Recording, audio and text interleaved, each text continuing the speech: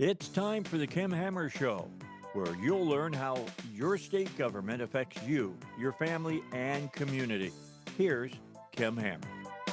Good, beautiful Saturday afternoon. Appreciate you joining us here on the Kim Hammer Show. We've got a really full show. We're going to start off with the Secretary of State's office. Also, the State Board of Election Commissioners I have in studio today, Leslie Bellamy, Director of Elections for the Secretary of State. And then I have Chris Powell, who's the Press Secretary for the Secretary of State. And then we have Daniel Schultz, who's the Director of the State Board of Election Commissioners. And the topic for today, as you might guess by these introductions, is about our election process here in the state of Arkansas. Last year, Mike Lindell had a cyber symposium that took place up in Sioux Falls, South Dakota. And Chris, you attended that at your own interest or at the request of the Secretary of State, or what is it motivated you to go? At the request of the secretary, I had been following some of the news reports that they were covering in the symposium, and but we went up there just for informational purposes. 48 states out of the 50 were represented there, and it was a combination of state legislators, election coordinators, county clerks, as well as political types, media types as well. But it was just a broad mix of people that attended it from all over the country. Okay. And part of the reason I wanted to have you on the show to contribute to the conversation is because I get emails all the time, as do a lot of other legislators, saying that we need to, join into the forensic audit, do a forensic audit here in the state of Arkansas. And by no means for anyone that has sent any of those emails do I want to be interpreted as dismissing that thought process, because maybe it is something that we ought to be involved in. I know in discussions with some folks from out there at Arizona, it was a very costly process. Right. And I think the Republican Party actually picked up the tab on that of Arizona. But it was also a highly controversial area. Sure. And one of the reasons I want to have y'all on the show today is just talk about the integrity of our process. And is it, and maybe you can't voice an opinion on this, I understand you're here at the discretion of the Secretary of State, maybe you can't answer this question, but is it something that we need to participate in? And if so, why? And if not, why? And what did you find when you went up there to the symposium that either gave you a comfort level or maybe raised any red flags? And what was the content? Because I know it was politically charged too. Right. So what was the environment? What was the content? I know some people have watched actually watched the hours of it. Right. But from your position, what did you take away from it that we could use of any benefit here in Arkansas? Let's start with that. Right. Well, first of all, we are at the Secretary's office very concerned about election integrity, and it's something that we work on constantly. The primary focus of this event, it was called a cyber symposium. So the primary focus was cybersecurity. And, they had a mix of presentations. They had statisticians and academics who are nonpartisan who look at things for statistical anomalies and things like that in the data. They had a lot of cyber forensic type people there going through a lot of data. And Mike Lindell had said that they had, this massive, several terabytes worth of cyber data that showed that there had been compromised systems, all over the country. And he presented numbers for, the election numbers that they thought were the election results that were different from what had been reported. And they had a number for each state. But what I found a little troubling with that was that there was no source. It didn't cite any source. It didn't have any. There was not a report that we were given with how they arrived at those numbers, what backed that up, And so it was a bit. There was a lot of hype to that, but not a lot of meat that we came home with, showing that here's what they believe happened. So. We didn't have a lot to go on with their claims as far as that goes. So, when it comes to one of the questions that was raised, and maybe Leslie, you can weigh in on this, the machines that are used that were used in other states, the machines that we use here, the integrity process, the monitoring process of the machines. We passed some laws, as far as not being able to hook up to the internet and all those sorts of things. To me, it seems like there was a lot of controversy around the machines that were being used and the ability to access them. Can you talk about the machines either that were the focus of attention up there at the symposium, and then what about the machines that we use here in Arkansas?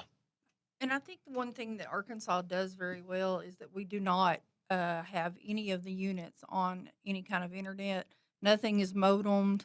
Everything is held locally. The tabulation units themselves that are at the polling sites are from ES&S, and we don't use any Dominion machines in Arkansas. They've never been even certified, or I don't think even applied to be certified in Arkansas. So the units that we use, there's a ballot marking device which runs out a actual paper ballot to the voter so that they can review their own paper ballot, and then they put their own paper ballot into the tabulation device. And I think one of the great things you guys did in legislation this time is passed that it can never be connected, because that's always been one of the things I've said. As long as I was a director of elections, I didn't want anything to be on the internet. There is one piece of a component that is, and that's the poll tablets, where they're basically the electronic poll books, and that records the votes real time and keeps people from voting twice.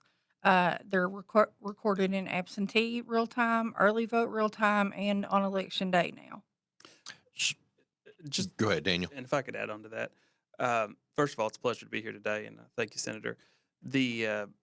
Just want to put in this nuance that the poll tablet records the fact that someone voted. It is in no way connected to the actual vote or how they voted. That's a totally separate system. It just shows that they voted. So the point of that is, of course, so you can't vote more than once in a single election. Yes. There is no way to track someone's vote. Right. It's completely anonymous. Right, which is the way it ought to be. Yes. But the fact that somebody did show up to vote in that person's name Yes. is the critical piece of information. When you talk about real-time voting, and I'm asking a question, sometimes I know the answer, but maybe somebody out there wants a question asked, so I'm asking you. When it comes to the real-time voting, though, and not being able to be hooked up to the internet, how does that work, that you would be able to get real-time voting but not be hooked up to the internet? It just records that Senator Kim Hammer, your date of birth has already voted. It has nothing to do with your ballot being tabulated. It's a completely separate piece of the equipment. So it only records it on that, and then it records your vote on another device that is not. And like I said, it's not tied to your name in any way, your voter identification number in any way. That's a completely separate component, and it's just the tabulation piece. And I think Mr. Lindell has some lawsuits against Dominion. Right. Okay. And is with the high profile controversy around those machines, do you think, if you're at liberty to answer this question, do you think that those would ever be used here in Arkansas? Is there any reason for us to ever switch from what we've got? And what is the potential for what we have to be manipulated in any way that it would draw the kind of concerns that the states that are using the Dominion machines are having this controversy and this concern? We've thoroughly tested, and I worked in elections for 16 years before I came to the state on another ES&S system. Most counties, you would have to have access to the machines is one of the most important things. They have 158-bit encrypted code on each of the media devices. So it's not as easy as what it sounds like. And nothing's ever connected, so I'm not sure how you would ever get into that system anyway. So that's one reason I think Arkansas does it really well. The main results are always kept locally, and they're checked back to what is online, which is our election night reporting software. But we never have the actual results from what was tabulated that night. The county still house that information. Okay.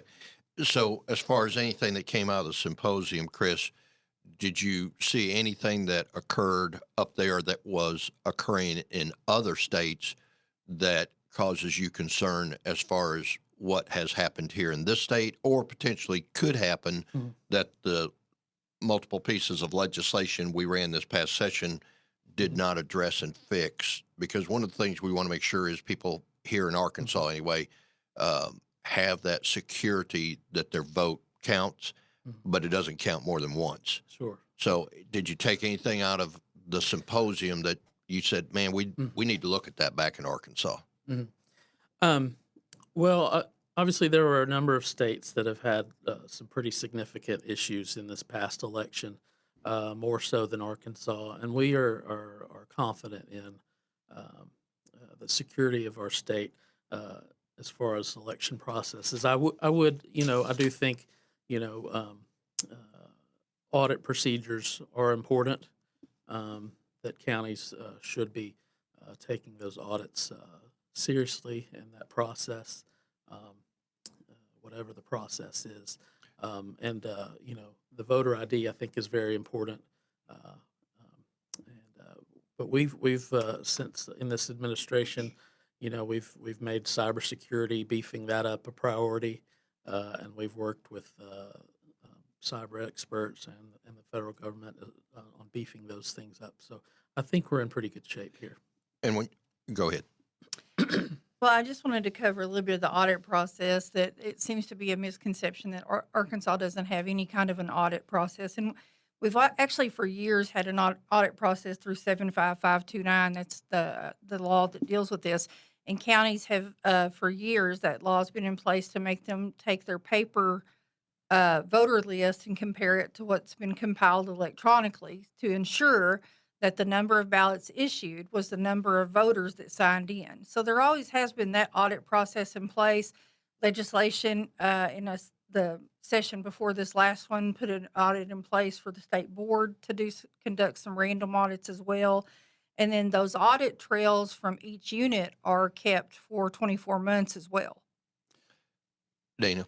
Well, and if I could, I'd love to just walk through the way this, from kind of the beginning to the end, to how this process, the security elements we have. And I think that'd be good to give people an idea of a step-by-step. So go ahead. So to begin the process, every single piece of equipment that counts votes in Arkansas has to go through an LNA process, logic and accuracy. So what happens there is a known stack of ballots where we know the count is run through every machine that counts ballots before every single election to confirm they are counting correctly. Then they're secured, and the next time they're put into place is in the election itself.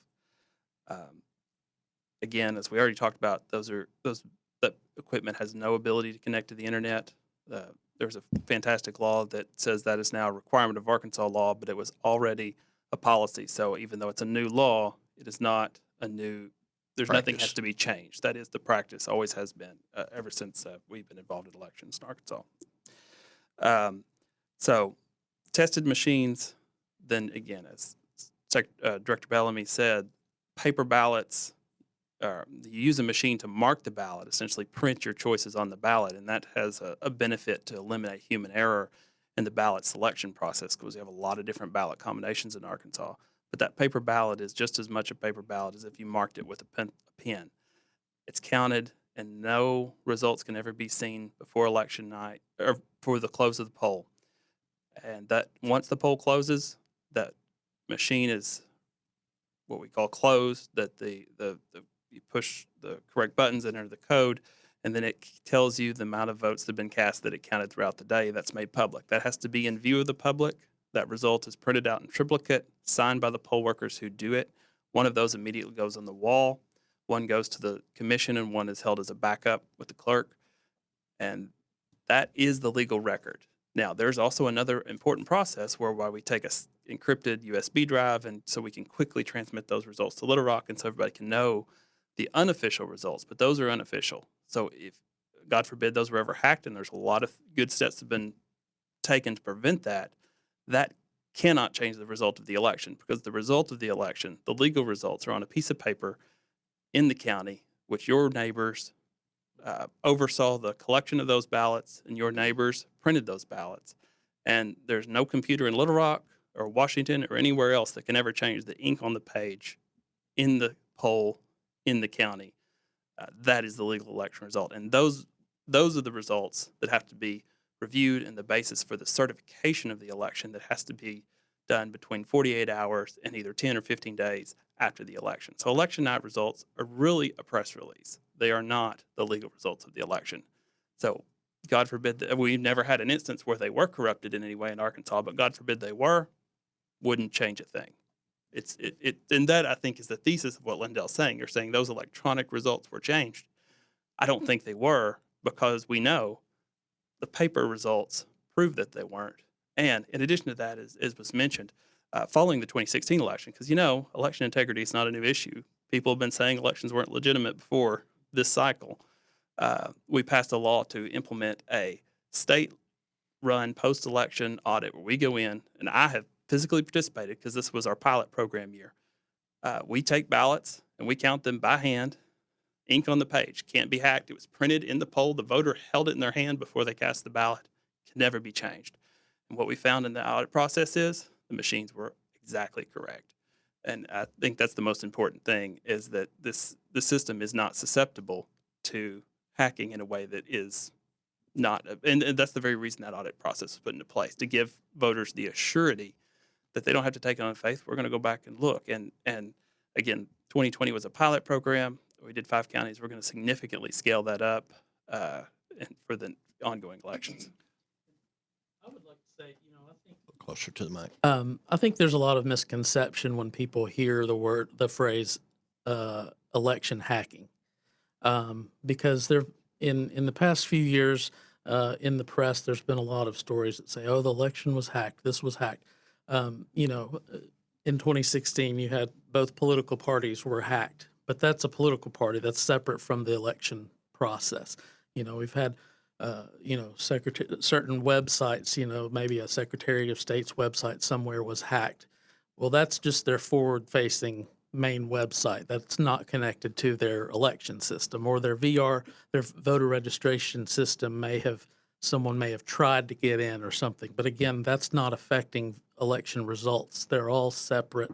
Even like he said, the election results website that we have, that's sort of the PR side of things. That is not connected to the actual results of the election that are tabulated at the local level. So you hear a lot of catchphrases and buzzwords that when you drill down to the specificity of it, it doesn't have anything to do with, actually hacking a voting machine, which is totally separate. You'd have to physically be there and know what you're, hack an individual machine on the site to even affect anything. And I think it's worth noting that it was mentioned earlier, I think, the audit that was conducted in Arizona after the election. That audit, there were issues that are unique to Arizona that are separate from this. But as far as whether the devices counted the ballots correctly, the audit essentially indicated that they did. That there was not a switching of votes from one candidate to the other, and that was the Senate, Arizona Senate Republican independent audit essentially confirmed that the counting devices operated essentially correctly. So where would the violation have occurred? Well, I'm not going to speak to Arizona. I'm just Okay. saying, as an example, this process works. That's why these audits are important. And so And like states like Georgia that had Did the same the absentee drop boxes, that's not something that we have in Arkansas, where Nor somebody do can we just, want. right, exactly. But like you say, their election laws are nuanced all over the country, so there's not a one size fits all from state to state. Well, and that would be part of my point, is to compare, to do an equal comparison of states across the board would not exactly be a good thing to do, because our laws, I think, are better in Arkansas. I think they're better after this last session, quite honestly. And I think there's always going to be room for improvement that we have to look for. But to throw a blanket, on everybody, it almost gets down to, you got to look at what each individual state is doing.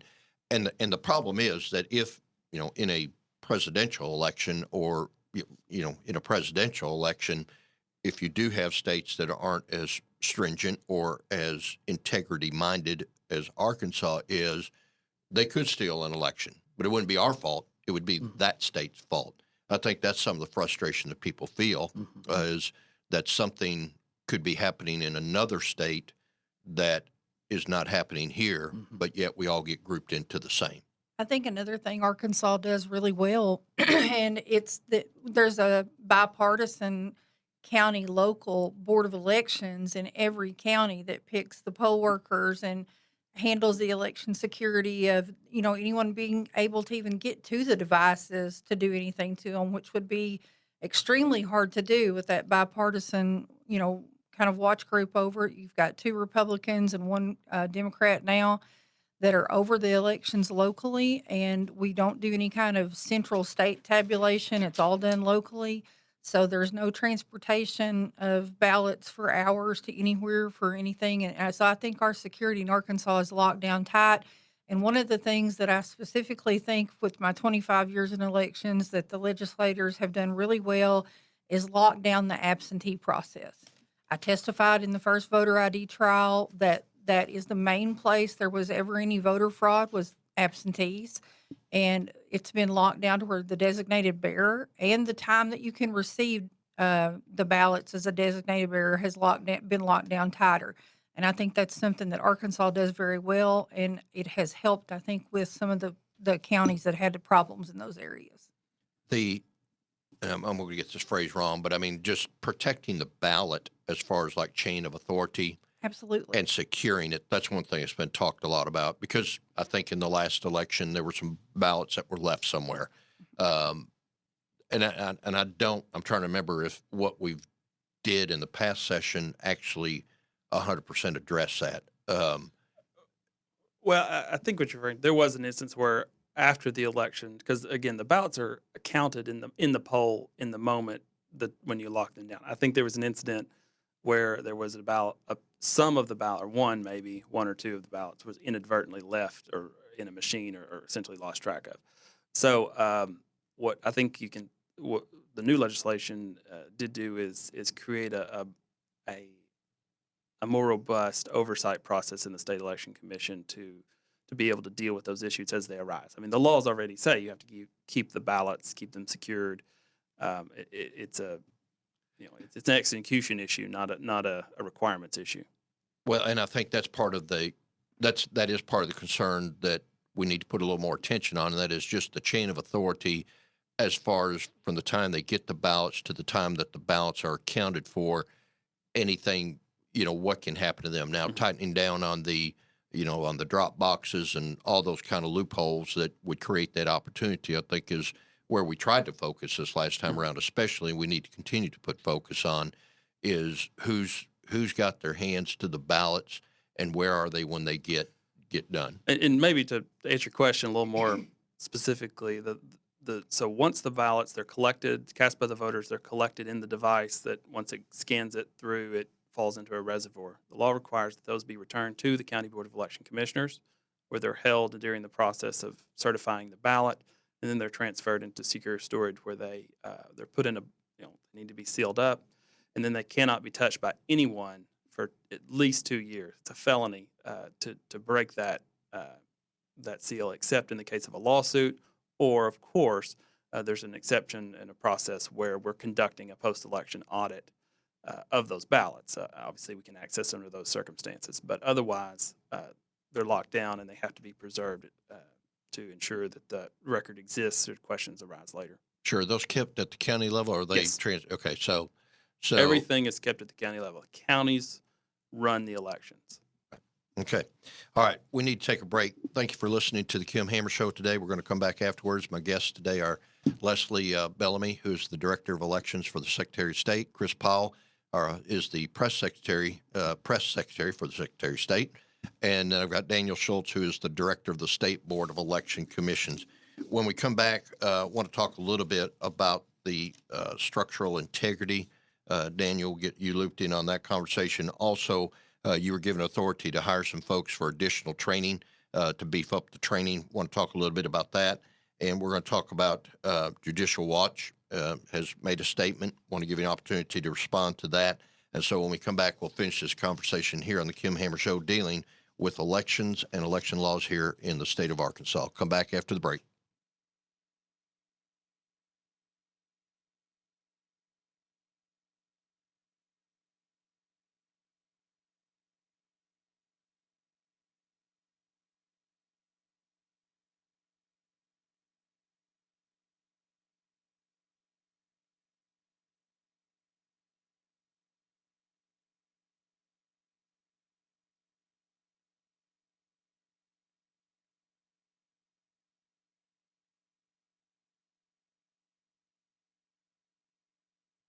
Welcome back to the Kim Hammer Show here on 101.1 FM The Answer. Hope you're enjoying your Saturday afternoon. Again, my guest for today, Leslie Bellamy, who's the Director of Elections for Secretary of State, Chris Powell, Press Secretary for the Secretary of State, and Daniel Schultz, who is the Director of the State Board of Elections. Want to remind you, if you want to share this, you can feel free to share this with your friends on Facebook. You can go back and listen to this again by going up to the KimHammerShow.com website. Encourage you to like that. Share it if you would, please. We try to keep a lot of valuable, relevant information up on the KimHammerShow.com website. And again, you can go up there if you want to listen to this show again or share it with your friends to listen to.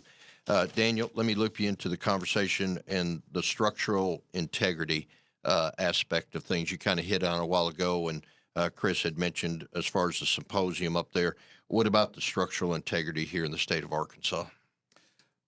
Well, in addition to the actual process that's laid out, the State Board of Election Commissioners' role is essentially threefold. In addition to a reimbursement financial role, it is to help train the election officials in the counties of how to do their jobs. In addition to that, it is to provide an oversight function. So any citizen of Arkansas can file a complaint with the state board, and if they think that there's an election or voter registration law violated, that complaint, again, if what they allege, we assume it's true, would in fact constitute a violation, the state board is required to investigate that complaint. That's a really powerful thing most states don't have, because in order to challenge an election or to try and enforce an election law in most states, you'd have to mount a private lawsuit. Or, I mean, of course, there's criminal laws, but this election laws are numerous. Very few of them are criminal. I mean, you would have to intend to do something wrong usually for a criminal violation. But in order for the citizens to ensure that a law, the how you do this law is enforced, we can step in at no cost to the citizen and help provide oversight to the county. So to that end, one of the things that the General Assembly did in the last session is to do some restructuring to that complaint process. One of the things is it really streamlined and removed some of the technical barriers to filing a complaint, because, of course, this is all statutory. It says if it has to meet these certain things in order to be filed. One, of course, is timeliness. So the time to file was expanded in the session. And let me interrupt you. Yes, sir. What's the value of that? I mean, extending the time of which a complaint be filed.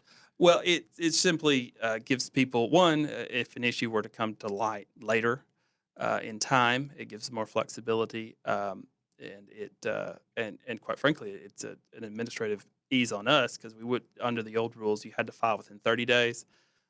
Now, it's 46 days prior to the election, which is when absentee ballot voting has to begin. And rather than 30 days after the election, it's 30 days after the certification of the election. So if there was an issue with certification, then you have the full 30-day time after the election to identify and raise an issue to the state board. And so let me bring out an issue that was pointed out to me a week or so ago, and looking into this, make sure we can address it if it needs to be addressed. So somebody discovered something on social media that someone who is an elected official was supposed to have made the statement regarding. By expanding that time limit for situations or scenarios such as that may not come out till later, does that, it's still going to be limited by the certification of the election. So if something came out 2 or 3 months later, how would you address something if the election's already been certified and that time frame is completed? Well, of course, I mean, that's a formal process we have, but that's not the only way to deal with a problem. In addition to that piece of it, there is the legislature has the ability to file a complaint later in time pursuant to a new law. So the legislature, if it raises an issue, isn't bound by that 30-day deadline. So that's one piece of it.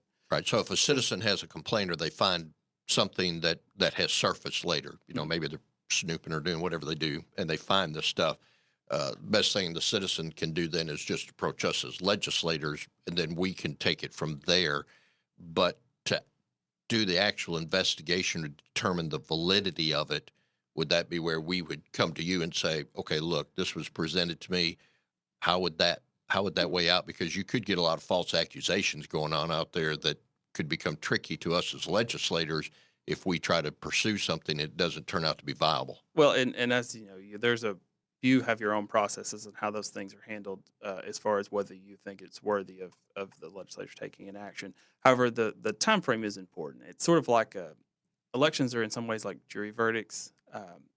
It's important that they're right, but it is not helpful to be raising issues removed in time for practical reasons, because you can't, the evidence may be lost or the issues are hard to investigate. But for also, I mean, you're essentially, if you say an election is wrong, you're saying that our republic is being governed illegally. I mean, it's a very heavy charge to levy. So it's important that if those issues exist, they be brought timely. But there is essentially a stopgap for something that slips through the cracks through the new legislation that allows the legislative process to not be bound by the timeline. Okay. So pick up where you were before I interrupted you with that. So in addition to the time frame expansions and and there's a safe harbor. So if a complaint was filed that they forgot to sign their name under the new law, we don't have to kick that. In the past, we would just be forced to dismiss that. Now we can fix a technical oversight on the complaint, and it can move forward normally. So I think that's an important piece. In addition, the legislature gave new tools. One of those it's really interesting, and I think the right idea is corrective action. So rather than sanctioning a county only, I mean, we can sanction them with letters of caution or warning or reprimand. We also have a fining authority, or if it's a serious intentional, God forbid, election fraud type issue, we can refer it to a prosecutor. We're not a prosecuting attorney's office. This is kind of catch the things that the criminal laws don't cover, but also to ensure that if it is a criminal thing that nobody's looking at, we investigate it and we can turn it over to a prosecutor. So the corrective action is a new tool, and it would allow us to do, say there's just a process that's not being run right. We can say, well, we can give you a lighter sanction and you agree to fix the process, or you fail to fix the process, and then it's more of a dynamic engagement at the end of at the complaint process. So the county can fix it and have a lighter sanction, or they fail to fix it, in which a more severe sanction would kick in. So it's kind of not only we're gonna take some sort of corrective action, but we're going to be sure the problem gets fixed, not just a pound of flesh distraction, which is not what we're about. Decertification of a county official, the state can step in and say a county official has violated the law to such a degree that they simply just don't need to work there, and the state can make that decision if need be. And the final, most dramatic action would be there's now a mechanism by which the state, if a county is found to have violated the process so severely that there's just not confidence that either in the eyes of the public or in the state government that the election will be lawfully and conducted with integrity, the state actually has a mechanism to step in and take over that election should it be necessary. Right, which is where the legislature can get involved, because through some of the laws that we passed, it would allow us that ability to refer to you that perhaps an election does need to be taken, Exactly. which is not ideal, but it's a good tool to have in the toolbox too, to keep that level of honesty there. So go ahead. No, you go. Well, I'm simply going to say, it's very important that elections are run at the county level. That's the right way to do it. But ultimately, the state is responsible to the citizens. It is the sovereign entity of government in the United States.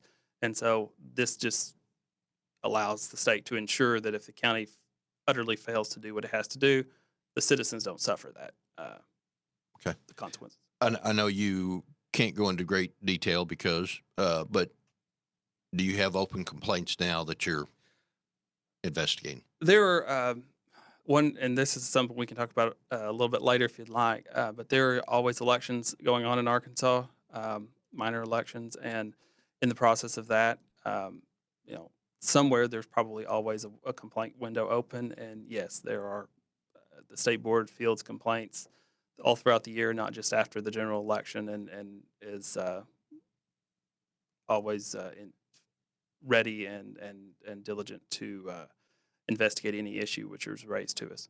Okay.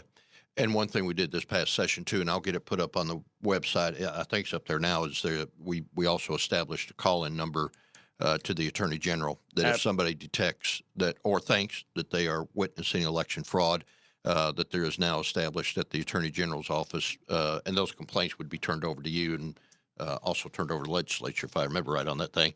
And That is correct. and so we'll get that number posted up on the KimHammerShow.com website that you can go ahead and get stored in your phone, because the one thing we want to make sure here in Arkansas is that our election process is at the highest level of integrity possible to make sure that when people vote, that everything is right. To that point, let me ask you all, do you see, either from your positions associated with the Secretary of State or, Daniel, your position with the State Board of Election Commissioners, with everything that we've done this last time, you having been up to, the symposium and, actually being involved in that process, your years of, election experience, Leslie, what are our soft spots that we need to work on to bring it even to a higher level? Or are we there? Or are there areas that we need to be focusing on getting ready for the, which next opportunity will be after the next election? Unfortunately, unless something raises to such a level that a special session is called, and nobody really wants to do that. But do we have soft spots that we need to be focusing on? I think we always have to be diligent. Technology changes so rapidly, and the technology that a bad actor would use changes. So I think one of the things that we continue to do, especially in my division, is to just stay on top of all that technology. We have an election security specialist that works with the Department of Homeland Security. He works with the FBI locally, EISEC, MISEC, and all the agencies that watch out for these bad actors. I think that the legislators have done a really good job of tightening things up, and I said that before. And I think there'll always be things coming down, different methods of voting, different technologies that we'll have to deal with constantly within the legislation. It, Go ahead. I was going to say, I think the legislation that you and the General Assembly has passed is kind of focused on three things. One, we had the audit bill we talked about earlier. We have more enforcement, and then more education, which I think the piece we have yet to talk about. But fundamentally, I think Arkansas's election process is sound and has been sound. So enforcement and education, I think, are the pieces which are perhaps the most. I think that's the right place to have focused. So let me ask you, what if somebody wanted to, and I'll use the word hack, because you're talking about, technology always changing. What would they be looking to do as far as getting into the Secretary of State that would actually be able to alter our election? What is it that is the vulnerable point that you have to always live on guard watching for? The only thing they could change would be our election night reporting. That's the only thing we have that's through a web portal. So they could change the numbers in there if they actually ever got in there. On election night, we're constantly watching for any type of intrusions. But like Daniel said, those aren't the actual results. They're still at the county. So even if they changed it, the counties highly scrutinize that report before they certify on our website and lock those numbers down. And that's the only place that I see, you probably could, if they ever got into the voter registration program, they could change or delete some voters. But we have an Alfred sensor on that. It's highly watched by our vendor as well as the federal agencies. So, but that's the only two vulnerabilities I would know We of. also have a website where citizens can check their own voter Yes. registration information. If they want to check and make sure that their registration information is correct and up to date, they can go to voterview.org and look at it on there. And if they find that their voter registration is linked to their old address and they haven't updated it, they can contact their county clerk or fill out an updated voter registration form with the correct information and take care of that. So the citizens have some ability to keep the system accountable as well by checking their information and making sure that it's put in the system correctly. Director Bellamy's right. One of the theoretical problems that could occur is attacking the VR system, which we use to check in voters. So I would think it's important to mention that if, again, a lot of good, that's never happened in Arkansas or anywhere else that I'm aware of, and there's a lot of reasons why that is. But if it happened, every voter would still be allowed to vote. One, the counties are going to have a backup list of voters, and if for whatever reasons they can't identify whether the voter's able to vote in the poll, they're required to call the county clerk and say, is this person eligible to vote? And no matter what, if you're an Arkansas voter and there's something wrong where for any reasons you're not being allowed to vote, you are always allowed to vote provisionally. If you think something's wrong, you think the county is giving you bad information or telling you to vote on the wrong ballot or at the wrong place, or that you're not eligible to vote at all, say, I want to vote provisionally, your vote will be captured. And if you're right, if assuming that you are eligible and you're registered and you're qualified to vote, your vote will be counted in the end. So no matter what, no matter what attack happened, you will be able to vote. Last resort, fail-safe voting, you can always vote provisionally.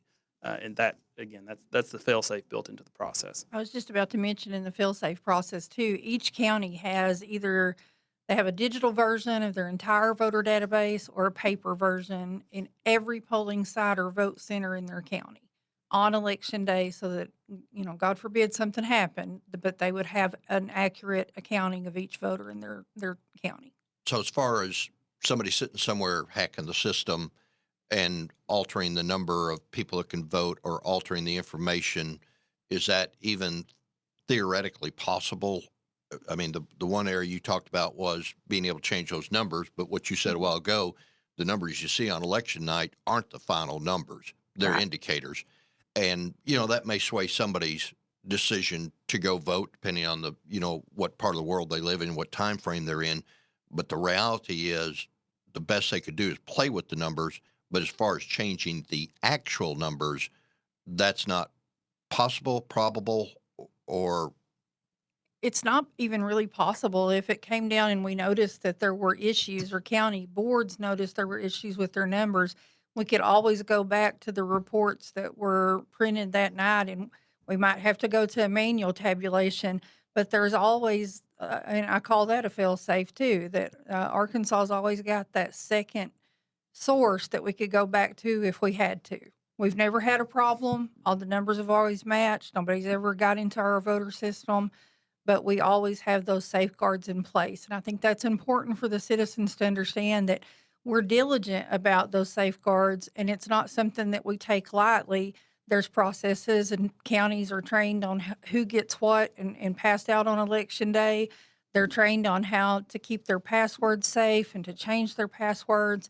And then there's, different ways that we have two-factor authentication on a lot of things. So we're very diligent about it at the Secretary's office, and the state board, I think, is as well. And it's worth reiterating, paper ballots are kind of the fundamental bedrock of that. You hear people say, we want paper ballots, and we want paper ballots too. And the important thing I want to say is that this is a paper ballot system. The way you vote, we vote on the marking device.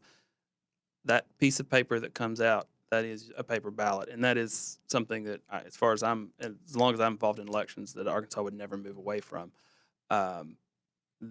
That's fundamentally important for everyone to understand, that they have a paper ballot. There is a piece of paper with their votes that they get to look at before it's cast.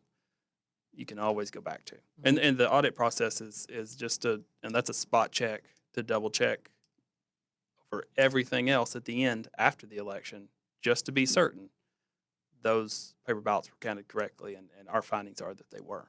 Okay, I got three things to talk about in the limited time that we've got. The enforcement and also the education, but I also want to make sure we have time, because Judicial Watch put out a letter, put y'all on notice, put some other states on notice too. I want you to talk about what Judicial Watch said. I think it deals with, counting the number of people that have died, deceased, or ineligible, et cetera. I just want to give you an opportunity to talk about that. Yes, sir.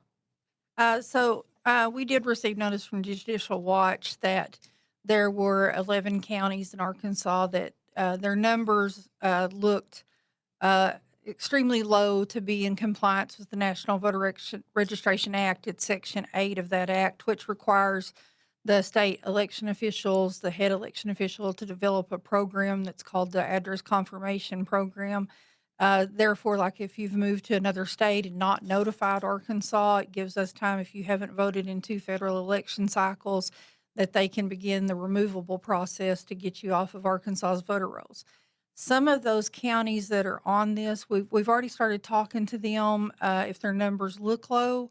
Some of those counties are very small counties, so we're trying to make sure that it really isn't the right number because there is such a few voters in those counties. And if the counties have had issue with it, we have developed a program by Amendment 51, Section 10 and 11. The Secretary of State's office has developed that confirmation program. We train the counties on it. We have screenshots step by step. And I think our county clerks, for the most part, do a very good job. So if there has been some training issues or, different county clerks from vacancies or elections or whatever, we're checking with them to make sure they understand the process and how that process is done. A lot of counties have already done it for this 21 cycle. They have 90 days before a federal election to comply with that. So we're working very closely with those 11 counties to see what the problem was. If the problem really isn't a problem and they just have complied with the program through the years. I think it started around 2003, best I recollect. And I think I said we had thousands of that come up in the White County when I was working there that were not valid anymore. And as time goes on, those numbers decrease when the program is being done right. So right now, we're just kind of on a fact-finding mission with the counties to ensure that they know what the process is and fully understood what their role is. So as far as anybody voting this dead or anything like that, you don't see that as that there wasn't an indicator of anything like that happening? No, I think that for the most part, anything that might still be in there is like a bad address, or mainly what these are. Somebody just hasn't notified us. We haven't seen that anybody's voted that shouldn't have voted. The one time that anything was caught like that, it was through a state sharing program, and it was with Kentucky at the time, and that was caught very quickly. And I believe, I don't know if you testified in that case, or No, was I think it that was just before my time. yeah, I think it was before Daniel's time, but they were caught and prosecuted. So um, states are pretty diligent about sharing information with one another, and the U.S. postage system, we get a lot of good information back from them as well.